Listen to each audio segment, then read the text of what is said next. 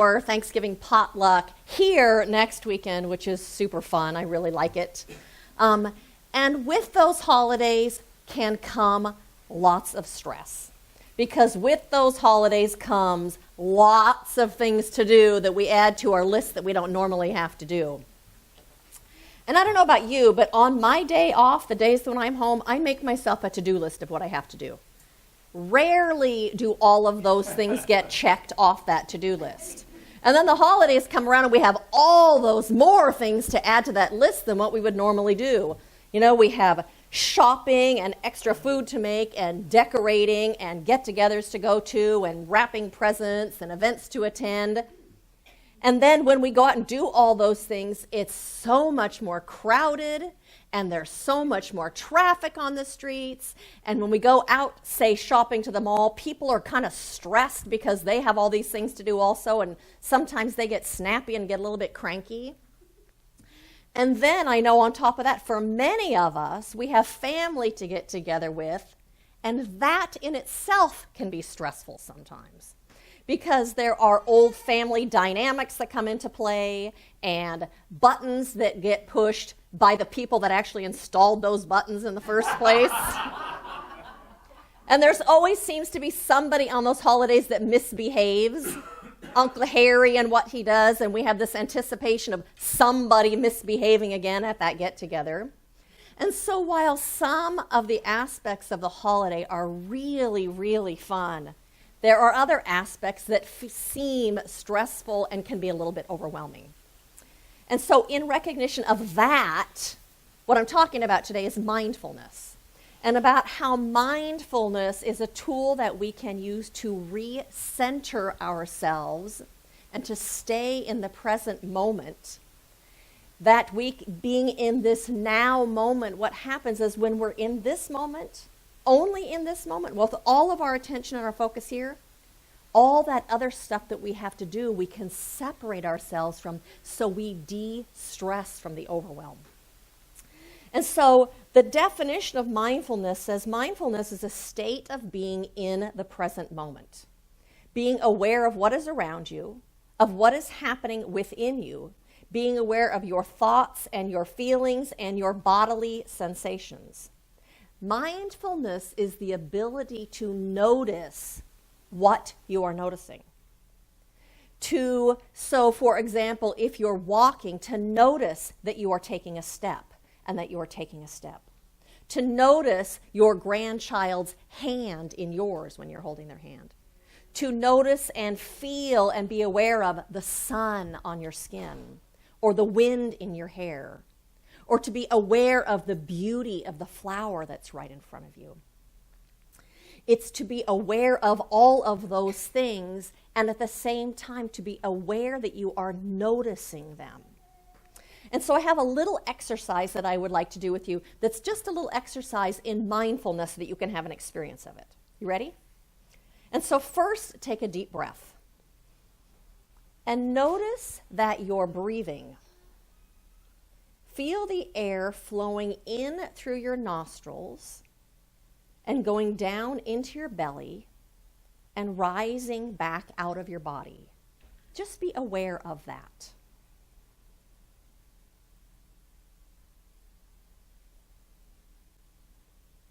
And next, notice that you can notice. Notice that you have that faculty, just like you have seeing and hearing and smelling and tasting faculties. The ability to notice.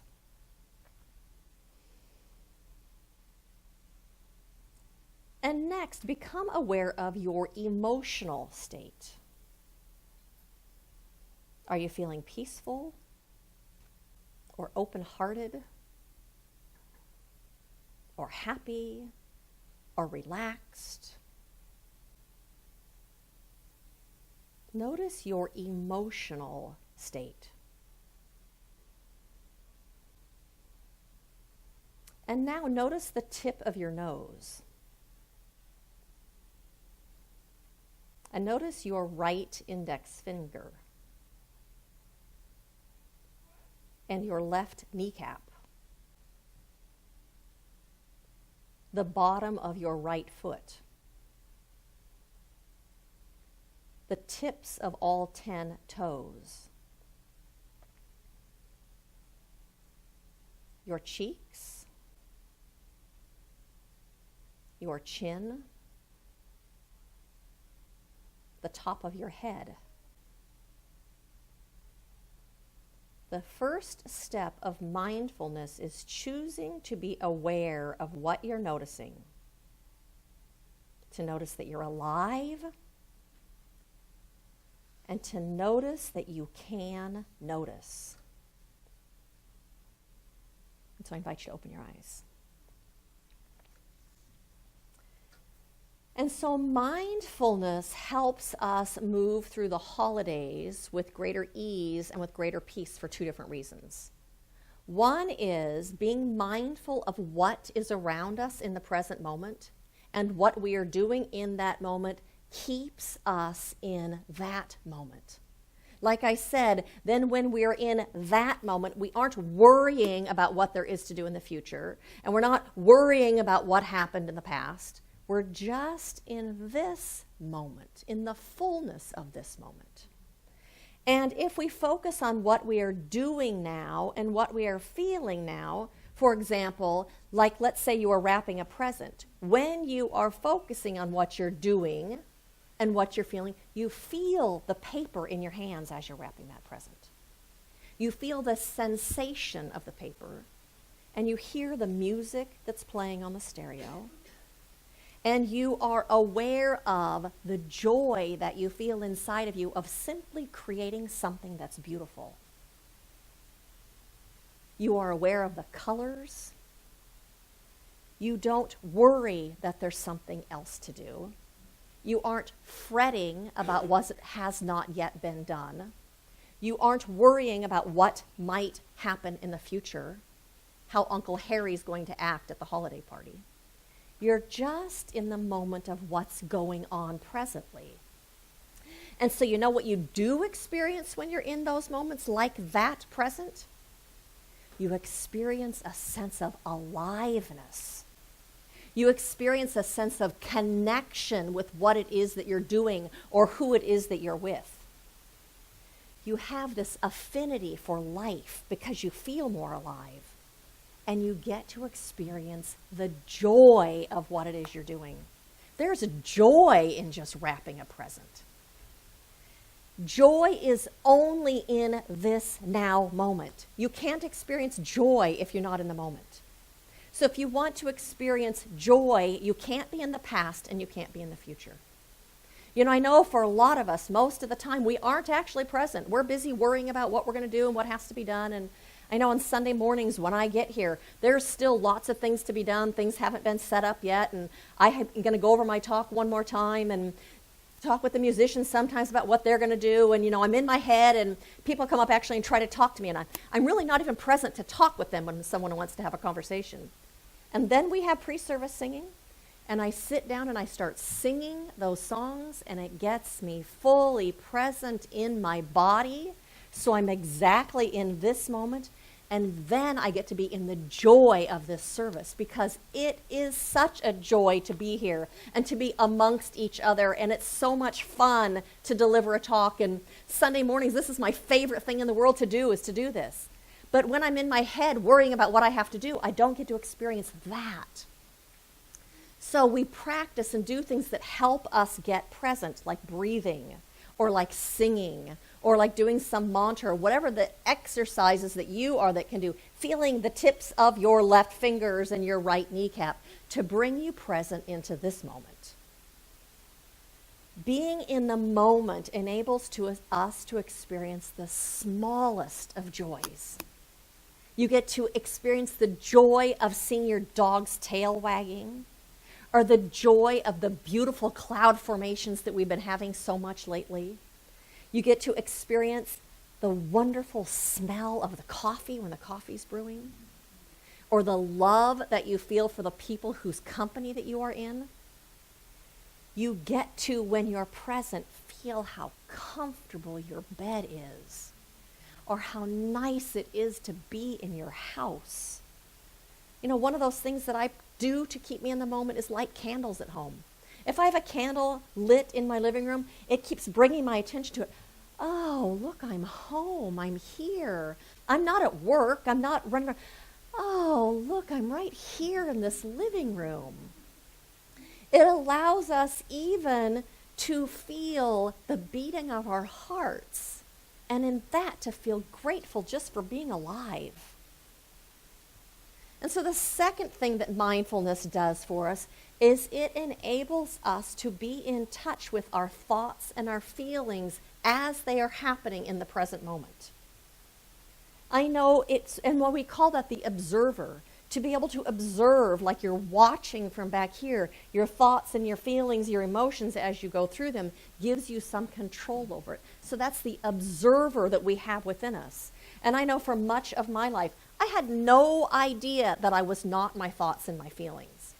What happens when we are so identified and think that's who we are, then those thoughts and feelings run us. You get into a conflict with someone, or you get angry with someone, and you just run down that road and you don't have the power to stop yourself because you don't know you're separate from those thought processes.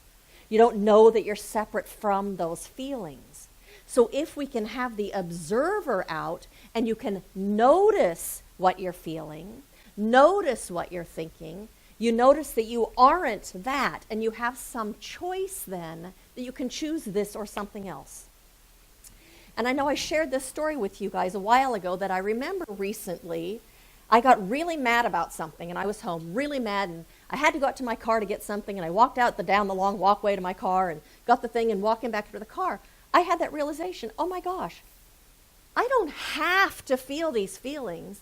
I don't have to stay mad about this. And I literally in that moment chose to not stay mad. And when I walked back in the house, I was over it and on to the next thing. That was a miracle for me to know that I could choose like that. But if you don't observe yourself from the outside, if you don't notice what's going on, you're just in it, then it just runs you and you don't have a choice. And so we all have that observer. Who was it that was noticing the bottom of your left foot? Who was it that was noticing the fact that you were noticing? That is the observer. That is who you are. That is your spirit. That is your essence. And so it benefits us. That's why it benefits us to do meditation. In meditation, we become aware of the fact that we aren't our thoughts. You can watch those thoughts drift by, but there's somebody watching all that stuff that's going on. It allows you to separate from your life and to separate from your feelings, and you become in touch with that observer. That's a huge benefit of meditation. You realize you aren't your thinking and that you aren't your feelings, but you are the consciousness behind it. That is who you are. That's your spirit. That's your essence. You are consciousness itself, an aspect of infinite mind itself. You are an individuation of the absolute, an individuation of intelligence and of love and of wisdom and of creativity. You are the chooser. You're the chooser. That's that awareness who gets to choose what it is you're thinking and feeling. Eckhart Tolle says, awakening is a shift in consciousness in which thinking and awareness separate. That's part of the awakening, to realize, to have an awareness that you aren't your thinking, but to have those two be separate from each other. And so mindfulness enables us to observe our feelings and our actions and our thinking. And so Mary Morrissey talks about this and gave a great example that I'd like to share with you.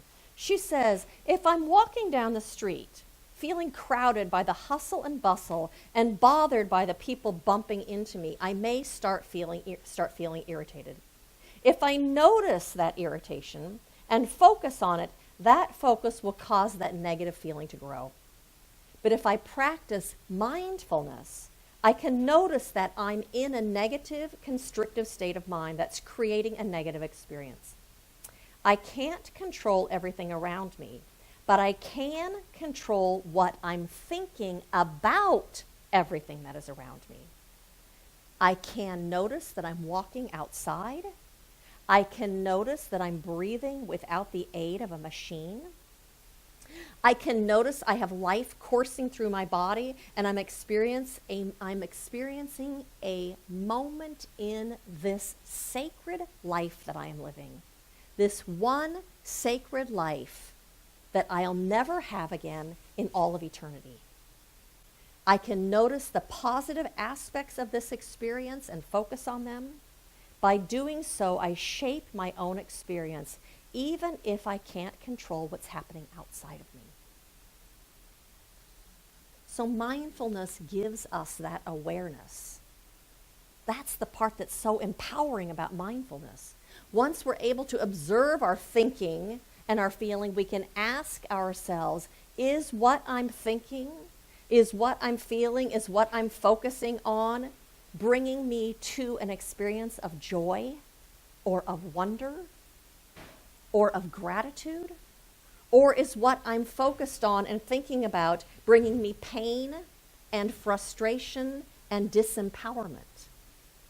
But it takes awareness to be able to ask yourself that question.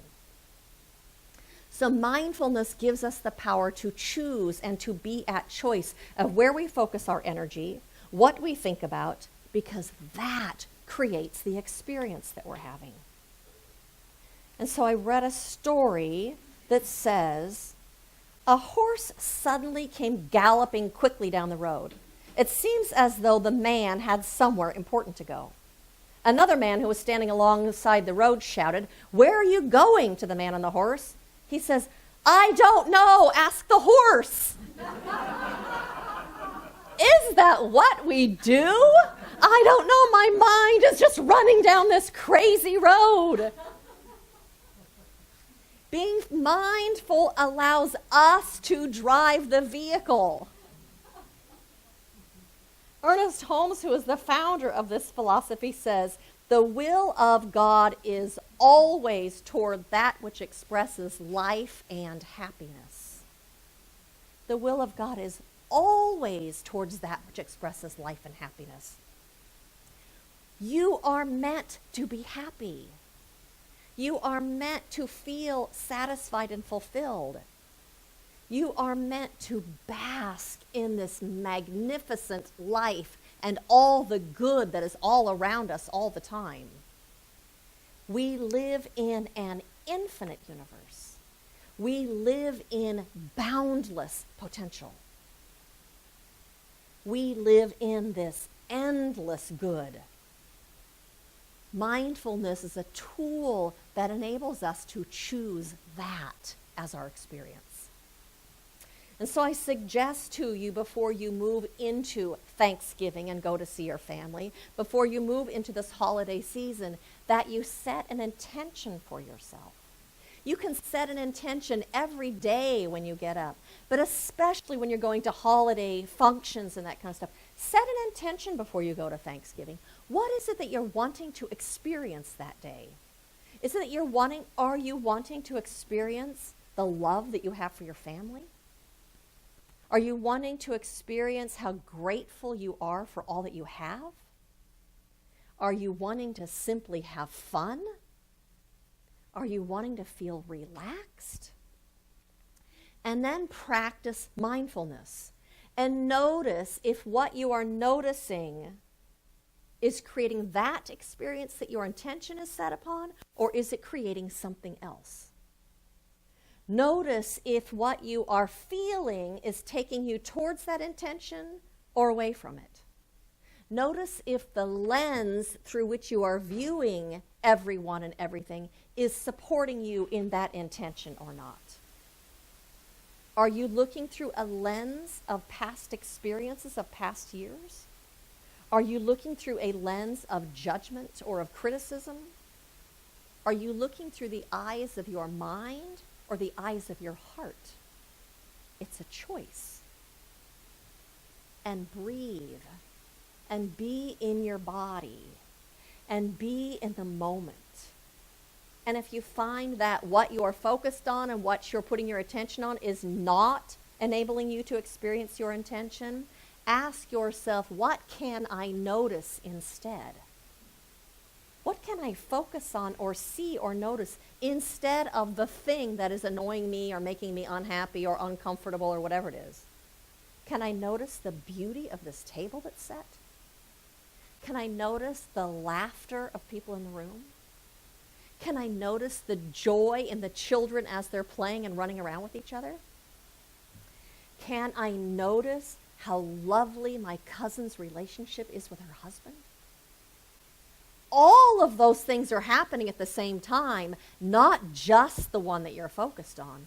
They're all choices as to what to put your attention on. What can you notice? Ask yourself, what can I notice instead of this if what you're noticing isn't bringing you joy? Can I look through a different lens? Can I look through a lens of open-mindedness or open-heartedness in this moment? Or a lens of compassion? And so my invitation to you as we move into these holidays is to be mindful, to pay attention to what you're thinking and what you're feeling and what you're focusing on and what you're doing, and just the fact that are you present in this moment? And bring yourself back to the moment wherever you are. Notice where your mind is. And notice if what you're focusing on is empowering or disempowering. Is it bringing joy or something unlike joy? Is it expansive or is it contracting? Is what you're focused on life-giving or life-depleting? Are you focused on obstacles and problems or on blessings and opportunities?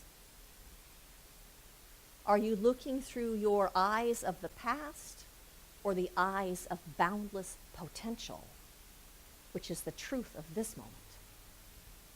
So be in the moment and enjoy yourself, because you are always there. Enjoy yourself and who you are, and be with what there is that is joyful in the moment. If you're doing the dishes, the warmth of the water on your hands. If you're being with children, the laughter of the children. If you're cooking, the aromas of the food. Be present and be in joy, and just recognize the gifts that are all around you in every moment.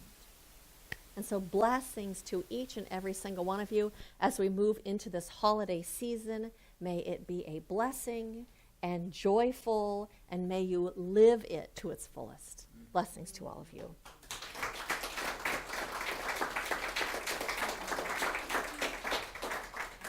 And so I invite you to join me in an affirmative prayer.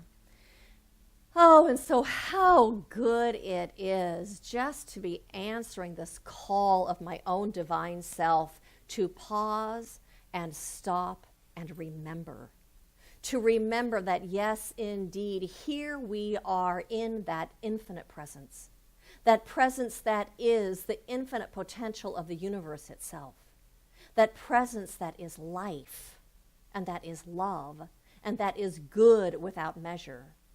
That presence that is the one and only presence and power and life and joy and good that exists in this entire universe.